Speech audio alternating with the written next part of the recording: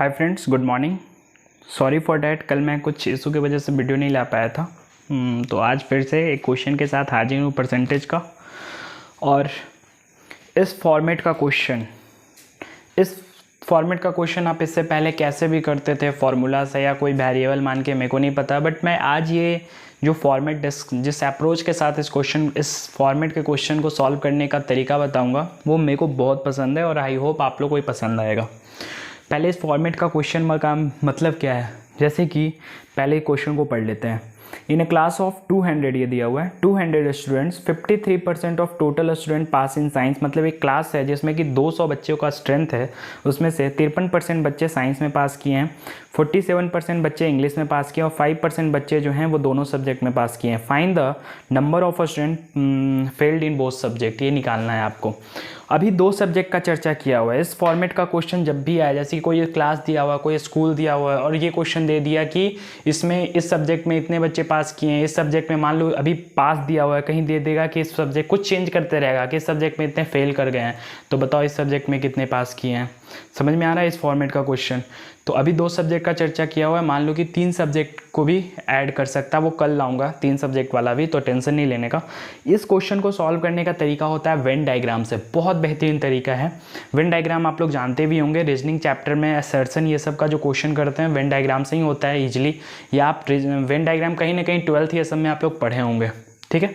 नहीं पढ़े होंगे तो कल भी मैं वेन डायग्राम का भी थोड़ा सा कॉन्सेप्ट बता दूंगा, तो टेंशन नहीं लेने का है।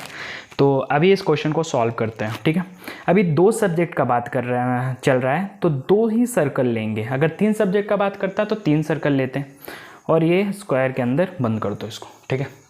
ये जो टोटल एरिया है, टोटल एरिया मतलब क्या, स्क्वायर का एरिया टोटल, ये किसको डिनोट कर रहा है, total number of students in a class को, ठीक है। टोटल नंबर ऑफ स्टूडेंट्स को डिनोट कर रहा है, ठीक है।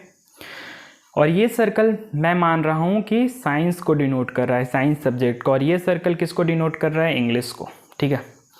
और इस लाइन का मतलब आप क्या इंटरप्रेट कर रहे हो, 53% of total student pass in science, इसका मतलब क्या इंटरप्रेट कर रहे हो आप, साइंस में पास किया है कितने परसेंट, 53%। इसका मतलब क्वेश्चन में ये तो नहीं लिखा हुआ है ना कि 53% of total student pass only in science, only word तो नहीं लिखा हुआ है ना। अगर एज्यूम डैट मैं उस क्लास का स्टूडेंट हूँ और मैं लिखा हुआ है कि और मेरे बारे में बोला जा रहा है कि मैं साइंस में पास हूँ, और ये कितने सब्जेक्ट का चर्चा हो रहा है, 2 सब्जेक्ट का, साइंस और इंग्लिश। इस क्वेश्चन में अगर मेरे बारे में बताया जा रहा है कि मैं साइंस में पास हूँ, तो इसका मतलब ये भी तो हो सकता है कि मैं इंग्लिश में पास हूँ, या ये भी हो सकता है कि मैं इंग्लिश में फेल हूँ, सिर्फ साइंस में पास हूँ। दोनों मतलब हो सकता है ना, समझ में आ रहा है। अगर यहाँ पे ये बोल देता स्ट्रिक्टली कि 53% of total student pass only in science, तब तो बात ही अलग थी, सिर्फ और सिर्फ साइंस में ही होता, तब तो इंग्लिश में होता नहीं। लेकिन अभी कुछ नहीं बोला हुआ है, इसका मतलब आप दोनों कंडीशन लेके चलिएगा, समझ में आ रहा है ना। अब देखो आगे क्या बोल रहा है, 47% of total student pass in English, मतलब 47% कहाँ पास हैं, इंग्लिश में पास हैं। इंग्लिश में पास है तो हो सकता है कि जो इंग्लिश में पास है 47% के अंदर, वो साइंस में भी पास हो सकता है, समझ में आ रहा है। अब क्वेश्चन में क्या दिया हुआ है, and 5% pass in both subject, 5% क्या पास है, दोनों सब्जेक्ट में पास है। क्वेश्चन में निकालना है कि कितने परसेंट बच्चे दोनों सब्जेक्ट में फेल हैं, ठीक है। तो मान लो ये सर्कल साइंस को डिनोट कर रहा था और साइंस में कितने परसेंट पास हैं, तो 53%। इस सर्कल में जो इंग्लिश को डिनोट कर रहा था, तो इंग्लिश में कितने परसेंट पास थे, तो 47%। और दोनों में कौन सा आएगा, बोथ सब्जेक्ट में कौन सा रीजन आएगा, ये कॉमन वाला आएगा ना भाई। इसमें कितने परसेंट दिया हुआ है क्वेश्चन में, 5%। देख लो 5% जो हैं वो पास इन बोथ सब्जेक्ट क्वेश्चन में दिया हुआ है, ठीक है। तो क्वेश्चन में पूछ रहा है find the total number of student failed in both subject. अब देखो सॉल्व करो। ये एक बात बताओ, ये कॉमन वाला कितने परसेंट है, 5%, और ये टोटल जो सर्कल है फर्स्ट वाला वो कितने परसेंट दिया हुआ है, 53%। क्यों, क्योंकि साइंस वाला डिनोट कर रहा था। अब एक बात बताओ, टोटल सर्कल में से जब ये कॉमन वाला हटा देंगे तो बचेगा क्या, सिर्फ और सिर्फ साइंस में कितने परसेंट पास हैं, समझ में आ रहा है। ये टोटल बच्चे दिया हुआ है जो साइंस में पास हैं, जो साइंस में पास है हो सकता है वो इंग्लिश में ही पास है, समझ में आ रहा है। तो अगर मैं इस इंग्लिश वाले रीजन को हटा दूं फर्स्ट सर्कल से, कॉमन रीजन को, तो जो बचेगा एरिया ये वाला सैडेड, ये किसको डिनोट करेगा, जो सिर्फ और सिर्फ साइंस में पास हो, समझ में आ रहा है। तो 53% में से 5% घटा दिया तो कितना आएगा, 48%। और 48% किसको डिनोट करेगा? जो सिर्फ और सिर्फ ऐसे बच्चे जो सिर्फ और सिर्फ साइंस में पास हो। ठीक है, समझ में आ रहा है? आगे बढ़ते हैं। ये 47% किसको डिनोट कर रहा है? पूरा सर्कल किसको डिनोट कर रहा है? जो इंग्लिश में पास है। जो इंग्लिश में पास है, हो सकता है ना कि वो साइंस में भी पास हो, या हो सकता है वो साइंस में पास नहीं हो, सिर्फ और सिर्फ इंग्लिश में पास हो। मतलब ये पूरे इंग्लिश वाले सर्कल में दोनों कंडीशन इंक्लूड है। हो सकता है वो इंग्लिश और साइंस दोनों में पास हो, या हो सकता है वो सिर्फ और सिर्फ इंग्लिश में पास हो। लेकिन जब मैं ये कॉमन वाला साइंस वाला रीजन घटा दूंगा 5%, तो क्या बचेगा? जो सिर्फ और सिर्फ इंग्लिश में पास हो। तो 47 में से जब 5% घटाऊंगा तो कितना आएगा? 42% क्या निकला? जो सिर्फ और सिर्फ इंग्लिश में पास है। समझ में आ रहा है? मैं बहुत अपने तरफ से एफर्ट लगाया हूं। एक बार फिर से रिकॉल कर देता हूं कि 53% स्टूडेंट पास दिया हुआ है साइंस में। तो इसका मतलब ये तो नहीं लिखा हुआ है ना क्वेश्चन में कि 53% साइंस में पास दिया हुआ है। इसका मतलब ओनली इन साइंस तो नहीं दिया हुआ है ना। तो इसका मतलब दोनों कंडीशन आपको ले चलना है। ये सर्कल किसको डिनोट कर रहा था? ये फर्स्ट वाला पूरा सर्कल जो साइंस में पास हो।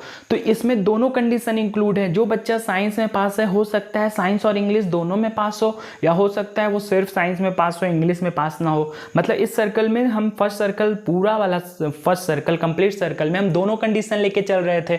लेकिन जब ये कॉमन वाला इंग्लिश वाला रीजन 5% में फर्स्ट सर्कल में से घटा दिया, तो जो आया ये वाला एरिया वो किसको डिनोट करेगा? अब वो एरिया सिर्फ और सिर्फ जो साइंस में पास है, only in science not in English, अब वो उस एरिया को वो चीज डिनोट करेगा। समझ में आ रहा है?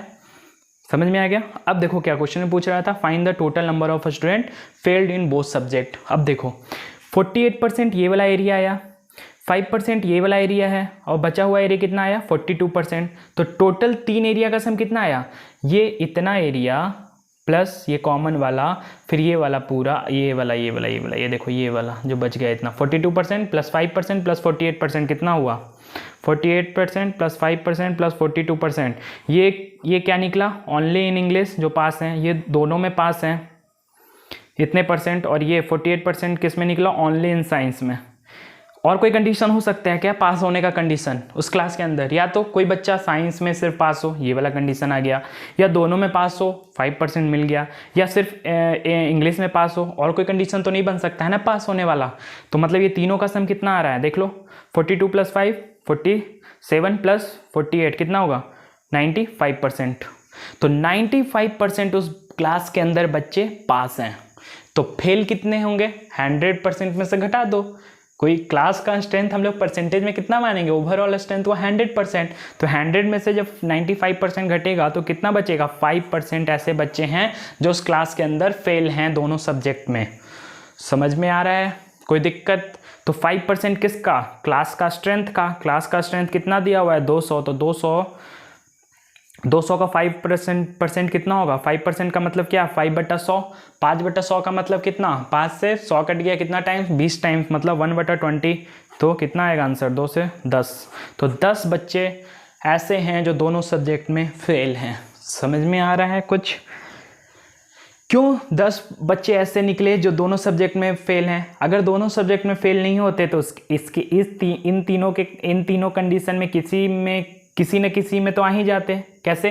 सिर्फ एक में पास हैं तो भी वो काउंट नहीं होते कि दोनों सब्जेक्ट में फेल हैं, या दोनों सब्जेक्ट में फेल हो गए तो ऑब्वियसली वो दोनों सब्जेक्ट में फेल नहीं होंगे, और सिर्फ इंग्लिश में पास हैं तो वो भी काउंट नहीं होंगे कि दोनों सब्जेक्ट में फेल हैं।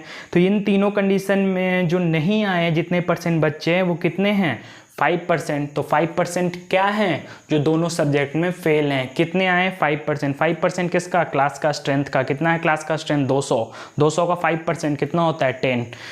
इस क्वेश्चन का सॉल्व करने का बेस्ट तरीका, यूट्यूब पे जितने टीचर चल रहे हैं बहुत देंगे धुआंधार ट्रिक, 1 मिनट में ये सॉल्व कर लो, ये कर लो, ये कर लो, वगैरह वगैरह, बाहर में जाए, मेरे को नहीं पता। लेकिन मेरा जो मैंने जहाँ से सीखा, जहाँ मेरे को पसंद है इस अप्रोच, ये अप्रोच सबसे बेस्ट है जो मैं आपको डिलीवर कर रहा हूँ। आपको जैसे मैं सॉल्व करता हूँ वैसे ही मैं आपको बता रहा हूँ। और कल मैं 3 सब्जेक्ट को भी ऐड कर दूंगा, तब देखना कितना, जब आप अपने तरीके से सॉल्व करोगे, फॉर्मूला लगाते होगे, जैसे भी पहले इस फॉर्मेट का क्वेश्चन को सॉल्व करते हो मुझे नहीं पता, लेकिन उसका बेस्ट तरीका क्या है यार? बस डायग्राम बनाओ, परसेंटेज कैलकुलेट करो, क्या है? कुछ नहीं, लॉजिकली है ना भाई। डायग्राम तो वेन डायग्राम पढ़ना ही तो मेन है ना।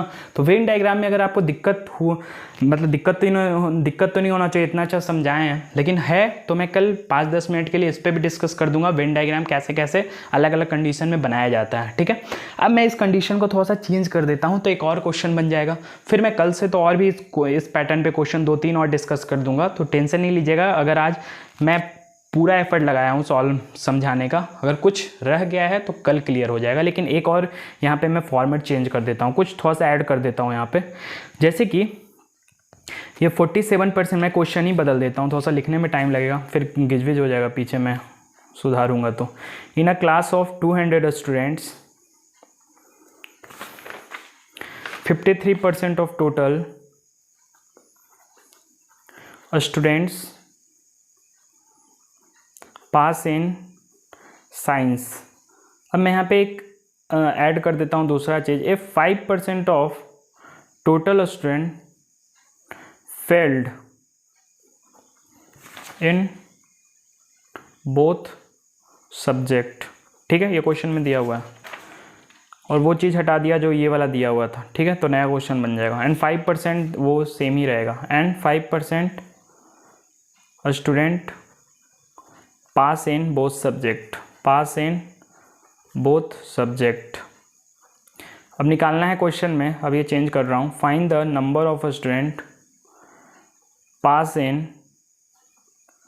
पास ओनली इन इंग्लिश। क्या निकालना है? Only in English. क्वेश्चन समझ में आ गया? क्वेश्चन मैंने चेंज कर दिया हूँ। अब देखो इसको भी कैसे सॉल्व कर लेंगे वेन डायग्राम से, तुरंत हो जाएगा। एक क्लास में 200 बच्चे हैं जिसमें कि 53% बच्चे सिर्फ और सिर्फ साइंस में, सिर्फ और सिर्फ गलत है, ओनली नहीं यूज हुआ, फ्लो में बोल दिया। कितने? 53% बच्चे किस में पास किए हैं? साइंस में। तो इसमें दोनों इंक्लूड हैं, साइंस में जो पास किए होंगे वो हो सकता है इंग्लिश में पास किए हों। समझ में आ रहा है? इफ़ 5